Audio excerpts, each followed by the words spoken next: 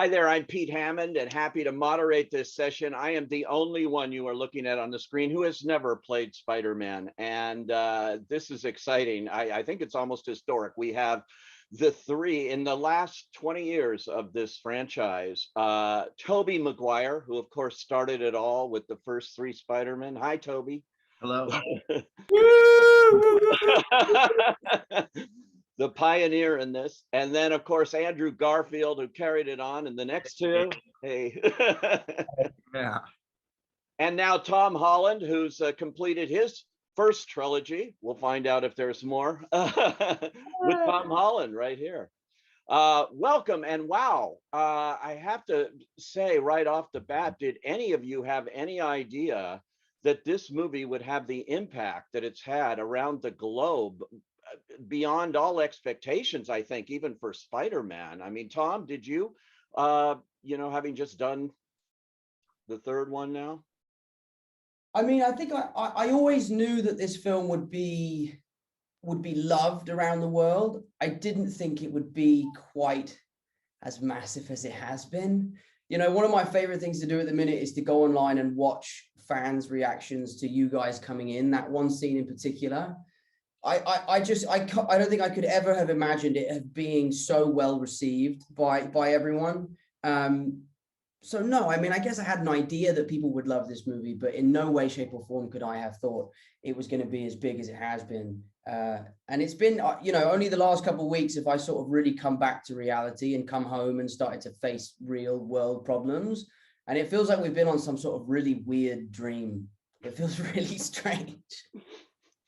It does in a way, but it's so exciting. I had the advantage of being at the very first press screening, so to me it was brand new, which is the way anybody should see a movie. And when Tobey and Andrew come in, that audience reaction was like nothing I've experienced in a long time, and especially now in the age of COVID, it's so great. This movie seems so needed to restore our faith in movies and the movie going experience. Tobey and Andrew, I have to ask you though, how did you get involved? I mean, when they came to you, I can't imagine, Tobey, they said, "Oh, we want you to do Spider-Man again."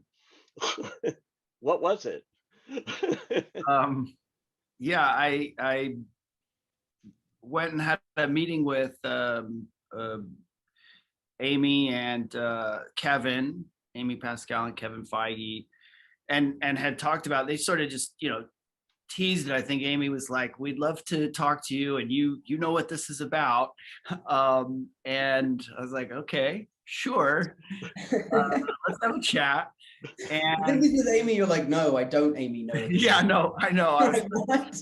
Maybe you could just give me a little bit of information, but I don't know. I gotta say, I was intrigued immediately. Like in that conversation, the intention, the kind of love and celebration of these movies and what it meant, I think, to Amy and Kevin was apparent. And to me, when artists or people who are steering the creative process have a kind of authentic, genuine intent of celebration and love, it just was so apparent in both of them that, I don't know, I just wanted to join that. And I'm a big fan of Tom and those movies and Andrew, so it was definitely intriguing. But yes, I was also going, well, what are we going to do?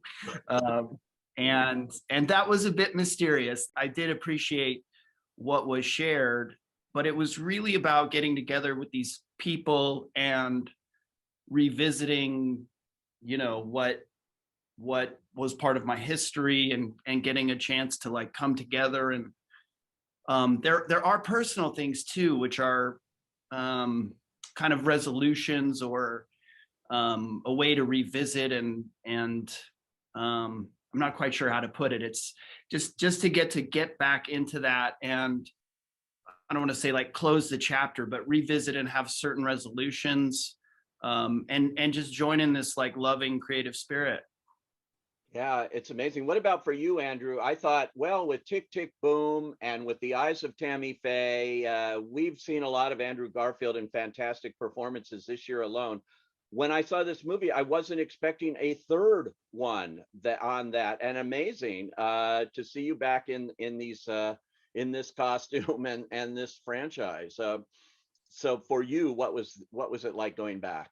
Well, I was just waiting to see if Tobey was going to do it, and if Tobey was going to do it, and I was like, well, I have no choice. You know, I follow Tobey to the ends of the earth. I'm a lemming for Tobey. But that was sincerely a big part of it. You know, when I was approached about it, and again, in a similar way to what Tobey was saying, it was like, oh, the intention feels very pure here. It actually feels like a great creative idea and a great creative story. It wasn't like they were just asking us to come and say hi and then leave again, but actually have our presence being in service to Tom, you know, being in service to Tom's journey and where he is as Peter Parker, and how I love the destiny feeling of the multiverse expanding in this film, and actually that without Tobey's Peter and Andrew's Peter being present for Tom's Peter at this very moment, he may not become the Peter Parker that he's supposed to become. I love that there's and that maybe he would have lost his girlfriend, and that maybe he would have gone down a darker path if Tobey hadn't have given him that kind of mentorship moment, that better angel kind of moment. So it was those things. I get chills thinking about it even now.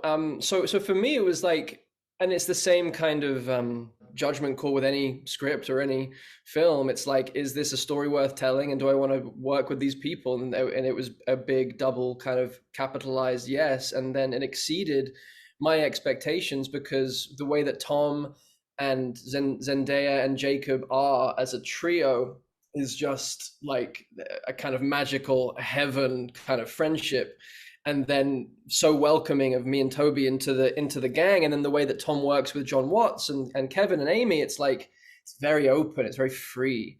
And so Tobey and I felt not only welcomed, but actually given lots of permission to play and to kind of find our way into being of service to Tom's story in this way. And it was just a kind of joyful few weeks that we all got to spend together, which it could have been an absolute, not like you kind of think, well, getting 3 Spider-Men together could go one of 2 ways. And I think it's a testament to these guys that it went the way that it went, which was a brotherhood, which is just beautiful. I have to say, Tobey, I just read this morning Sam Raimi just praising this reunion of all 3 of you, are the putting you all on the screen together, and what it was in this film. I mean, he loved it, which is high praise coming from the original director here, I think. How sweet. I haven't seen that. Yeah, just came out this morning. Someone asked him, one of the trade papers, and he just had high praise. Tom, for you working with them, I'm wondering, did you have any kind of rehearsal time to get used to this idea, or did you just jump in and you're all in your Spider-Man motif here? Yeah, it was daunting. It was very daunting, because we were a long way into shooting before you guys showed up. You know, we were maybe 3 months into principal photography, and you know, the date of the other Spider-Mans are coming was etched on my calendar, and I was getting closer and closer and closer. And, you know, the closer and closer I got, the more and more nervous I was. And then as soon as I met you guys in Atlanta, I realized I had nothing to be nervous about. But at our first rehearsal, I had asked Jacob and Zendaya to come with me, to just kind of be there as like my support system. Like, I'm going to go meet these guys. I'm really nervous about it. We have to read the scene, and I don't know how this is going to go, because we're all playing the same character, and we all have to bring our own kind of heart and soul into this. And, you know, it means a lot to them and it means a lot to me. Does it mean the same? So Jacob and Zendaya were there on that first day. But I think it was really strange and almost a little unfair how they had us put the suits on and then just jump around in front of a camera together. Like, that was one of the most bizarre experiences of my life. And again, Jacob and Zendaya were there for that, to support me. But it was an amazing experience. And from day one, it was a roller coaster that I didn't want to get off. And it was a lot of fun. And like you said, Andrew, like, it was so collaborative. It was so playful, you know, from you cracking Tobey's back to you coming up with the idea of pointing at us. Like, it was all stuff that we came up with on the day. And it was just a lot of fun to be able to play with 3 guys in Spider-Man suits. It was a strange experience, but one that I won't ever forget. Yeah, and how did you guys keep this a secret so well? I know there's all that pressure on you, but I mean, it really was a well-kept secret, and that's a hard thing to do in the age of social media and the internet and speculation. And did they threaten you with anything here or what? You How had the did you worst do of it? it though, Andrew. Because you were doing press for months. Yeah, like Out there, man. I'm like out there, and everyone's like, "Why is Andrew Garfield on a press tour just denying Spider-Man? Like these other 2 films." I'm like, dudes, like look at this stuff. So yeah, no, I definitely think I had the hardest time. you had the worst part of it. Yeah. Thrust into the world just like coincided with having to lie for the sake of that audience reaction, I think. So, and I know, I equate it to like, when you're organizing a surprise birthday party for someone that you love, and they keep saying, "Mate, just tell me, I hate surprises. I hate surprises," but deep down, they will love the surprise. I justified my ethical kind of like unethical lying behavior. I call it fibbing more than lying. Right.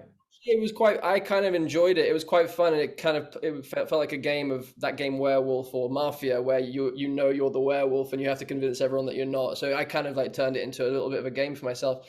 I don't know, and it did result in this kind of like, even though there were all these leaks and all this stuff happening, I think like there was enough doubt in everyone's mind going, "Oh God, what if it isn't? What if it isn't? What if they don't show up?" And then, so when we did, it kind of gave them that little bit of icing on top of an already incredibly deep. Like I watched the movie with Toby for the first time, and I was in pieces. Like this is a deep movie. This isn't just fan service, which it partially is, but like this is a movie that is about a coming of age, like an acceptance of loss, acceptance of death, taking responsibility for your gifts, and like I was torn open by the journey that Tom went on, and that he was having to. It was just like having to split with his girlfriend and his best friend and sacrifice that in order. It's classic Peter Parker, but it felt totally fresh and totally reimagined. Like his origin, like Tom's origin story was happening in his 3rd movie rather than his first. Like there's something so profound. So the film, I feel, stands alone without me and Toby showing up. I hope we enhance it, but like I think John and Tom have made just something actually that is exceptionally moving, especially for young people. I think it's a beautiful film. Yeah, yeah, Tom, it is highly emotional. You have those close-ups of you, with Aunt May, and then beyond, and the whole coda. If you haven't seen the movie, hold your ears, because that ending is really touching. And it's unlike what we've seen before in the Spider-Man universe. So to play that must have been emotional too, I would think. Yeah, I mean, it was emotional. There definitely was a sense for me as an actor that this was the last time that I could potentially don the suit. So a lot of that emotion came from the act of saying goodbye, which is one of the biggest themes throughout this film. So, thankfully, I was really able to draw on my own experience and my own feelings in those moments. But this film also felt like a huge celebration. This movie really is a celebration of 3 generations of cinema.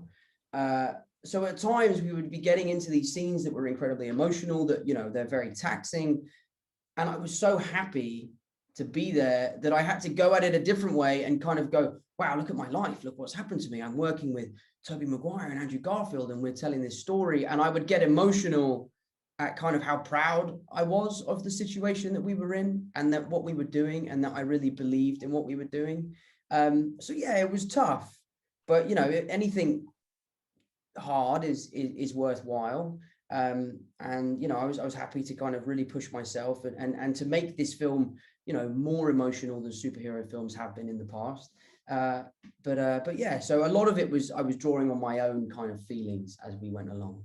Yeah, Toby, this feels like a culmination. In fact, I did a little interview with Amy Pascal, and she described it that way. She said this movie is a culmination of 20 years, what began with you and your 3, and now going full circle here. Is that the way you look at it too when you looked at this, that this is like the end of one thing, maybe the beginning of another somehow, but the end here of what you started?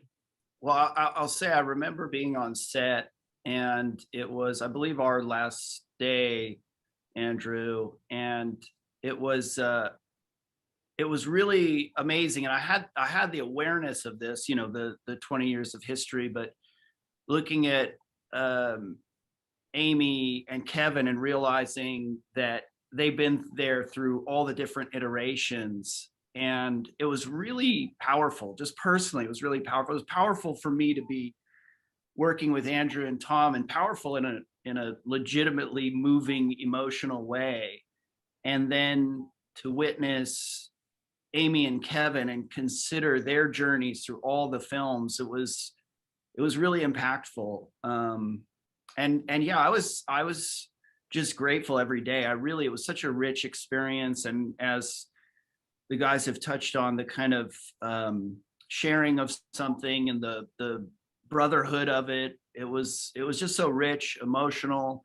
And I don't know, I'm not like sitting there conceptually thinking about that all the time, but I would have moments where that kind of stuff would hit me.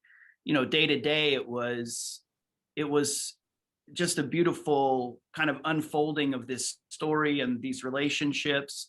So I was more just like in that on the day to day, but I'd have these like reflection moments, which were quite powerful and elegantly woven ultimately, because it's actually, you're thinking about taking 20 years of history and revisiting that, and how do you balance all of these things. And each of our kind of series of films have, you know, the characters we're playing the same character, but they're also unique, and the way those films and characters evolved in those films are unique. And then to bring all of that together, including you know, all of our super villains and all of that, it was pretty wild to witness the immensity of all of this history coming together and being put into what Andrew is saying is this, you know, standalone worthwhile story. And I too just wanted to say with the coda of the movie, I was really touched emotionally, but also I just thought it had such a sweet elegance to it. Like, that was so amazing. And I agree in terms of the origin story and the kind of coming of age, or you know, Tom, your character stepping into this different kind of maturity and responsibility, and all done with this like really sweet, sad, elegant touch. It was just beautiful.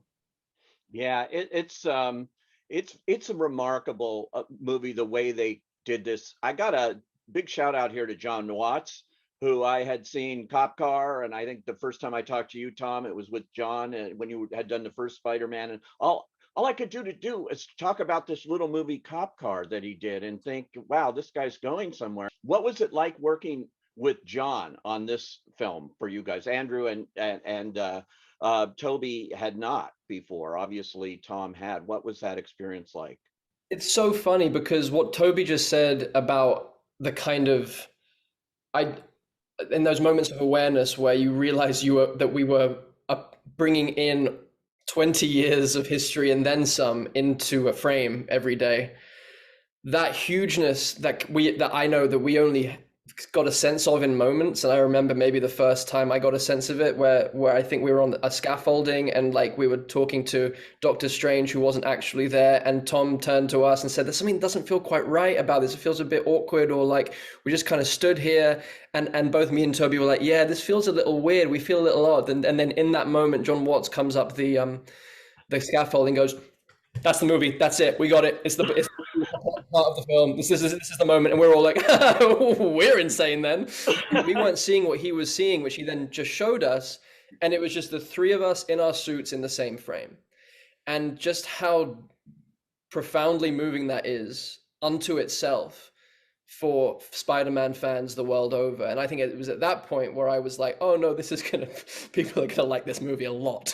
You know, like, or this element of things. But in regards to the bigness that Toby was talking about, it also mostly just felt very small, like we were making Cop Car, like we were just doing an independent Spider-Man film. And that's why the tone of these films that Tom and John have created together feel like a Michael J. Fox, John Hughes, indie kind of small details, awkward, beautiful humor, proper, deep, intimate love stuff with huge scope, but like at the essence of it is just pure heart. And that's what it felt like with John. It felt like I was just so overwhelmed by how unperturbed he was by what he was trying to achieve. Like it was so big objectively, but his calmness, his ability to allow actors to improvise, to play, and then for him to throw out wild ideas in the mix,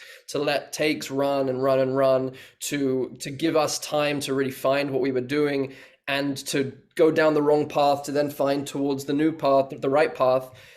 I was just incredibly impressed and actually just really grateful for the experience with John. He's someone that he's a real actor's director, and that is especially hard to feel in the midst of the machinery of a film that does have this scope. And I know that Tom will be able to talk to that even better than me.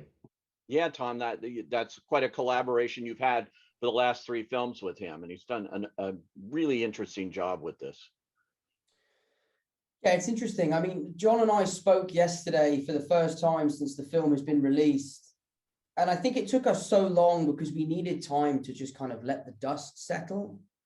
And then we spoke yesterday, and the first kind of 10 minutes of our conversation was kind of like we're both kind of in disbelief of what's happened and what we've achieved. You know, I'm talking to him like, I remember meeting you for the first time in my trailer. I was 18 years old, and you had never directed a movie like this before, and both of us hadn't a fucking clue what we were doing. We were both like, I was petrified, he was petrified. And then on this movie, we were able to put our best foot forward, go there day one and feel confident in our capabilities. And it's just been one of those relationships that I've had that I will cherish forever. You know, John and I have no boundaries with each other. You know, we have no fear in telling each other how it is and being honest. And I think when you make these kind of movies, it's very important to make sure that you don't lose the heart and soul of why you started doing this in the first place. And I think John Watts was the perfect person to kind of keep that throughout the trilogy. But for me as an actor, he's like a gold mine. He will let you do whatever you want until you've gone too far, and then he'll reel you back in, and he'll always set you on the right track. And he's someone that you can really trust. He's incredibly creative. You know, he never sacrifices quality for quantity. You know, like he is the kind of person that will shut a scene down and say, we're done for the day. We're going to pick this up tomorrow because it's not reaching my expectations. And that's happened a few times on this film and in the previous 2 films. So I've always really appreciated his bravery to say to the studio, I'm finished for the day. I'm not shooting this scene until we come up with something better. I think that's an incredible quality and something I know I couldn't have done. I would have been like, yeah, just we'll shoot 4 hours over until we figure it out. Don't tell me what to do. So yeah, so I've always been a huge fan of John's, and he's a great friend. And I'm so glad that you guys had just as an amazing experience with him as I have. I have to ask you, Toby, I'm sure people are wondering, so what was it like? These costumes, the costume designs, it's, you know, iconic. What was it like getting back into that suit? Well, you know, once you get through the process of, you know, really peeling it onto your body, it was, I don't know, a lot of things. It was uncomfortable getting it on, and then it's a goof, and then it also has a sort of, you know, I guess a sort of a power in a sense, because it brings me back into that character. It really does. There's so much affinity for this character. It means so much to so many people that, you know, once the sort of goofiness of being in lycra or spandex, you know, once that goes away, you're like, oh wow, this is cool. This is that sort of a responsibility, but a blessing, like something that I get to do that I'm grateful for. And so that was fun, but honestly, like being with these guys, it really was just a much richer experience than I anticipated, or that I could really even express in words. I